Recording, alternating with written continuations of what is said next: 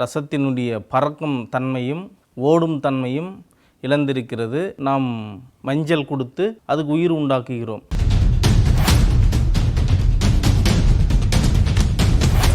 ஒரு காட்டுப்பகுதியில் நடக்கும் ஆச்சரிய நிகழ்வுகள். மர்மம். சில மூலிகைகள் ரசமணியை உருவாக்க கல்வத்தோடு அமர்ந்தார். முதலில் நவ பாஷாணங்களில் ஒன்றாக சொல்லப்படும் லிங்க பாஷாணத்தை எடுத்து கல்வத்தில் போட்டு அரைத்து அதை பானையில் வைத்து மண்சீல் செய்யும் முறையை மேற்கொண்டார். இதில் 7 முறை துணியால் சுற்றி 6 மணி நேரம் காய வைத்து 8 மணி நேரம் நெருப்பில் எரிக்க வேண்டும் என்று கூறினார். அப்படி செய்தால் சுத்தி செய்த லிங்க ரசம் அல்லது வாழை ரசம் கிடைக்கிறது. நவா பாஷாணங்களில் ஒன்றாக கருதப்படும் லிங்கம். இந்த லிங்கத்தில் இருந்து தான் நாம் ரசம் பிரிக்கப் போகின்றோம். இந்த லிங்கத்திற்கு வெடியுப்பு ஜெயநீர் விட்டு இப்பொழுது அரைக்கின்றோம். வெடியுப்பு ஜெயநீர் கட்டில் இருந்து பனியில் வைத்து எடுத்த வெடியுப்பு ஜெயநீர்.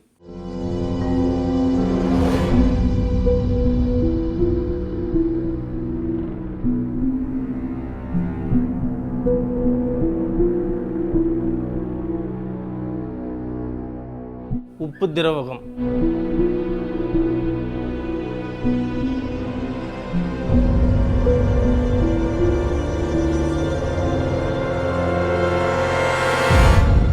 வெற்றிலையை பானையில் வைத்து லிங்க பாசனத்தை சீல் செய்கின்றோம். மேல் பானையில் தழுதாளையை நன்கு பூச வேண்டும். உள்ளே 7 மண் சீலை செய்ய வேண்டும். வாழையில் இருந்து வடித்த ரசத்தை இப்பொழுது நாம் பிழிகின்றோம். எந்த ரசமாக இருந்தாலும் எருக்கின்பால் விட்டு நன்கு குலுக்கி விட்டு எடுத்தால் சுத்தமாகும்.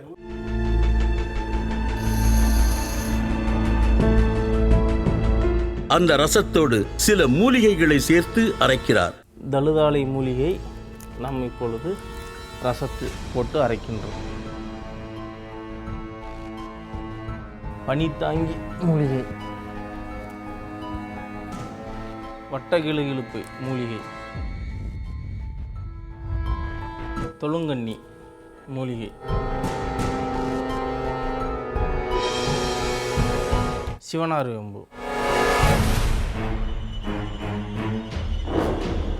வெண்துத்தி,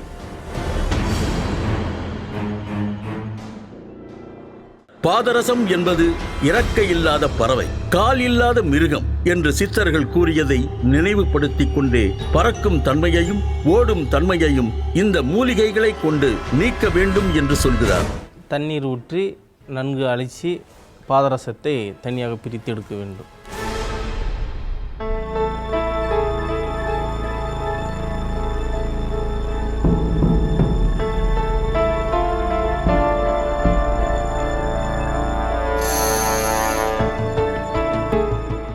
மஞ்சள் போட்டு நம்ம ரசத்தை சுற்றி அந்த அடங்கின ரசத்தை வெளியே எடுக்கிறோம். நாம் மூலிகை சாரணை கொடுத்த ரசமானது ரசத்தினுடைய பறக்கும் தன்மையும் ஓடும் தன்மையும் இழந்திருக்கிறது. நாம் மஞ்சள் கொடுத்து அதுக்கு உயிர் உண்டாக்குகிறோம்.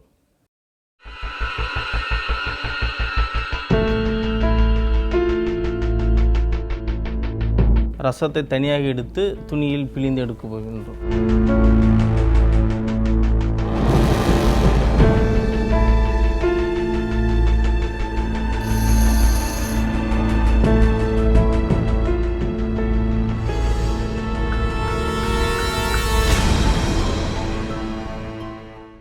நாம் சுத்தி செய்த ரசத்தை எடுத்திருக்கின்றோம். ரசத்தில் உள்ள 7 வகையான குற்றங்களும் 8 வகையான தோஷங்களும் நீக்கி பரிசுத்தமான பாதரசத்தை நாம் எடுத்துள்ளோம். பிறகு ஒரு வகையான உப்பை எடுத்து காட்டி இதோட வீரம் மற்றும் பூரம் ஆகிய 2 பாஷாணங்களை சேர்க்க வேண்டும் என்று கூறுகிறார். நீல கலராக இருந்த துருசை வெண்மையாக செய்திருக்கிறோம்.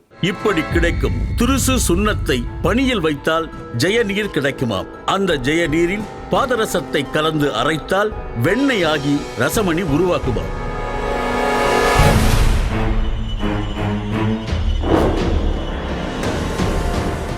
ஆனால் இறுதிக்கட்ட முழுமையான ரசமணிக்கு வேறு ஒரு நிலையும் இருக்கிறது. அதை பற்றி அவர் கூறும் தகவலை இடைவேளைக்கு பிறகு பார்க்கலாம்.